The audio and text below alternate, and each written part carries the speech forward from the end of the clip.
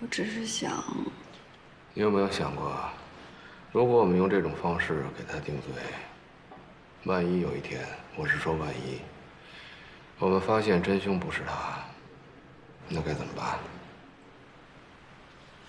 可是关老师，您昨天不是说……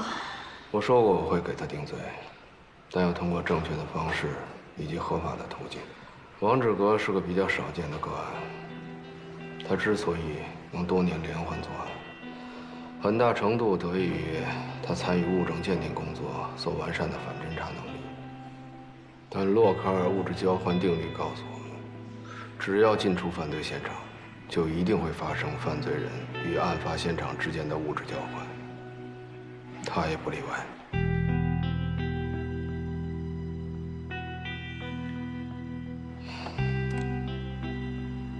说起来，这么清晰的视频还原，还是出自王志革之手，真是讽刺。5年前，你被勒索，给你的内心烙下了创伤，于是你开始了强迫性的杀人，来抹去你内心的屈辱感。这些年过去了，你的屈辱感抹没抹去我不知道，但是你他妈杀人的技术越来越熟练了。你利用专业上的优势，消除线索，甚至给出误导性的信息，使你的案子成了他妈悬案。这使你的内心越来越兴奋，你越来越膨胀，同时你也越来越空虚。直到你看到媒体把李地森的案子炒得沸沸扬扬，你依然坚信你没有露出任何的破绽，你甚至亲自给出信息，来给我们警方和媒体。你是不是觉得你自己特别他妈天才？你是不是觉得你做什么都天衣无缝？你是不是觉得你甚至给出再多的信息，我们也定不了你的罪？我告诉你，你想错了。我们已经确定了，你就是杀害这9条人命的真凶。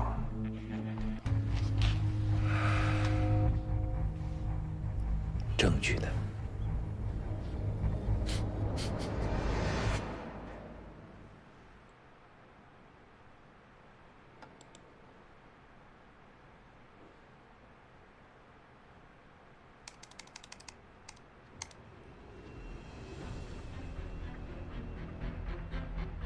你注意到他的手指了吗？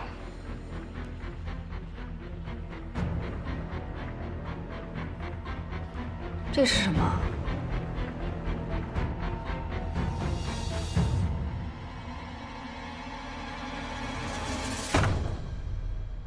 把他手铐打开。啊？给打开手铐。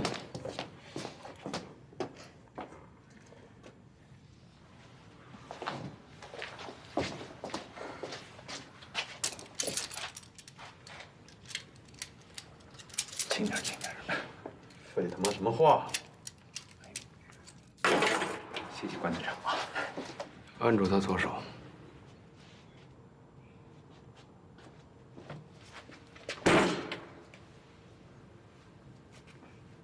你这10年来，你有摘下过这枚婚戒吗？怎么这啊！放开我！刀！别碰我！拿开你们的脏手！放开我！啊！别碰我！啊！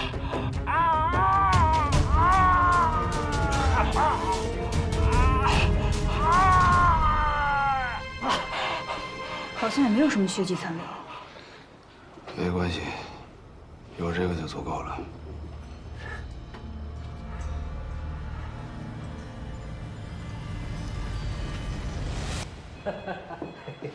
这个啊！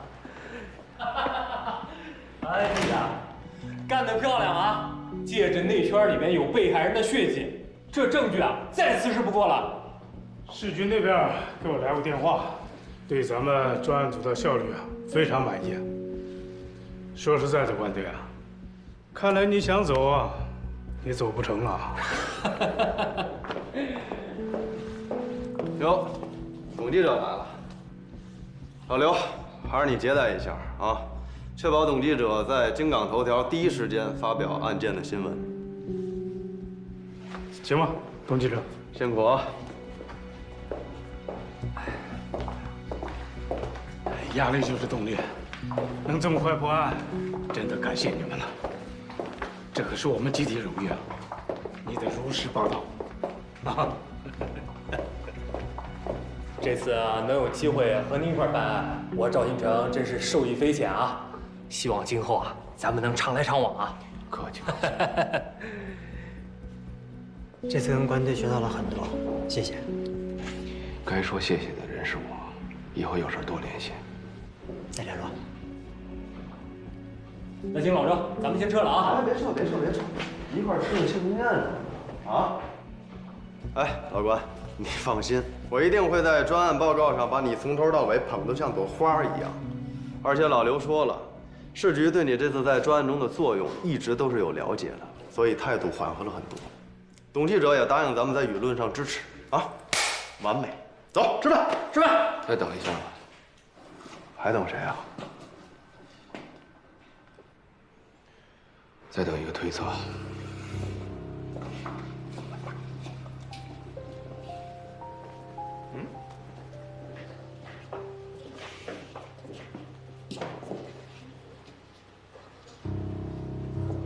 等一下，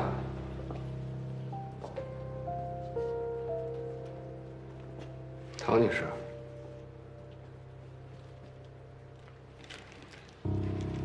我们在您丈夫实施的第一起案件中，发现了一枚房卡。虽然他清理过现场了，但这张房卡是吕四平开门以后留在墙上的电源插槽里的。你丈夫在勒死吕四平之后，显然不需要把它带走，所以这张房卡就成为了案发现场留下的唯一没有被清理过的物证。我们在这上面发现了4组指纹，但没有1组指纹是属于你丈夫的，甚至也没有1组指纹是跟吕四平的指纹相吻合。